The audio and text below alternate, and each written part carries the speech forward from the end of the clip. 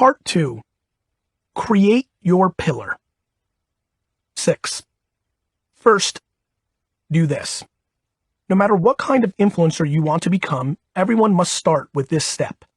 Create a Facebook business page. Facebook is the cost of entry to building a personal brand. Do not try to tell me that you don't have to do it because you're targeting the 22 and unders who are not on Facebook in the same numbers as the older groups. As you'll see, the strides Facebook is making in video make it likely that it's about to become more appealing to those young viewers. You want to be waiting for them when they start opening Facebook accounts. Facebook will get the young demo. You can count on it. Don't ever underestimate Mark Zuckerberg, and don't ever bet against Facebook. How I'm crushing it. Costa Capathanasis, Costa Oil, 10-minute oil change. Instagram, @Costa Capo. Constantine Costa Capathanasis sounds like a practical man. The first-generation Greek-American from Portland, Maine, won a Division I baseball scholarship to a college in Maryland. Forced to give up the sport professionally after a shoulder injury, he moved on to earn a Master of Science in Finance.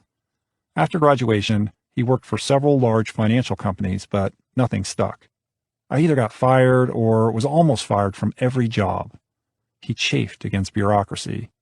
Not only did these large firms force him to follow strict, cumbersome protocols that to him seemed inefficient and counterproductive, but also their restrictive social media policies hampered his side business of making custom, hand-carved baseball bats.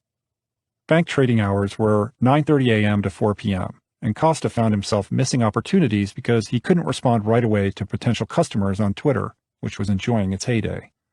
It didn't help that, as the years went on, friends from his baseball days made it to the majors and were making millions playing the game they loved, while he was sitting in a cubicle. Many years went by in which he avoided watching baseball on television.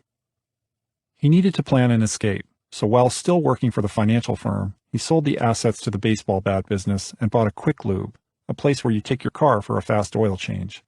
It wasn't the most glamorous or exciting business, but he saw it as an investment in a quasi-utility almost like electricity or water. In a car-dependent country with few mass transit options, most Americans will eventually need an oil change. Then, as was almost inevitable, he got fired.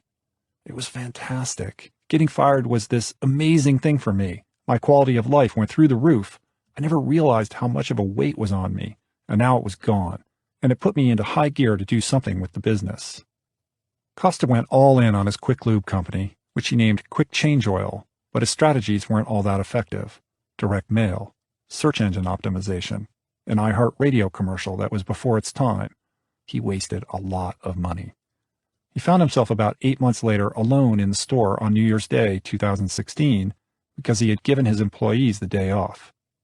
Sales were not great, and he was in a tough spot. Nothing was going on, so he was reading a book called Crush It. The more he read, the more he thought, man, I need to do this.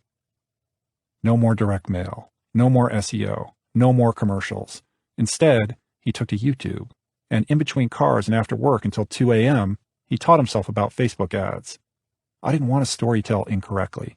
I didn't want to miss an opportunity. By February, 100% of his marketing budget was devoted to Facebook ads, and he was immersed in social engagement and creating content. He used Twitter searches to find any vehicle-related conversations that would give him a chance to talk to people. From Chevy Cobalts to Porsches, he photographed his customers' cars for Instagram, tricking the images out with photo filters to make them look snazzy and sharp. Customers like seeing their cars online so much, he doesn't have to ask them for permission anymore. They ask him to do it first. He started putting out educational videos to help inform potential customers about the ins and outs of their cars. We have put out videos on the different types of oils, the difference between a full synthetic and a conventional, on when you should do an engine flush, and we've gotten lots of feedback. People will type messages like, "This is the first time anyone has actually explained to me what the purpose of my air filter is." I truly believe that the most educated customer will always pick us. Less than a year after that New Year's Day, when he sat in his empty shop wondering how he was going to jumpstart his business, he had 6 store locations and was under contract for 2 more, spread out over several states. Today, he's busy running the business, keeping his social media engagement up and staying genuine, creating content and appearing on various financial TV and radio shows to talk about his journey. He was even invited to speak at a university entrepreneurship program. He and his wife are talking about starting a family. He's been working on building his personal brand, too. In 2017, all the businesses were renamed Costa Oil, 10-minute oil change.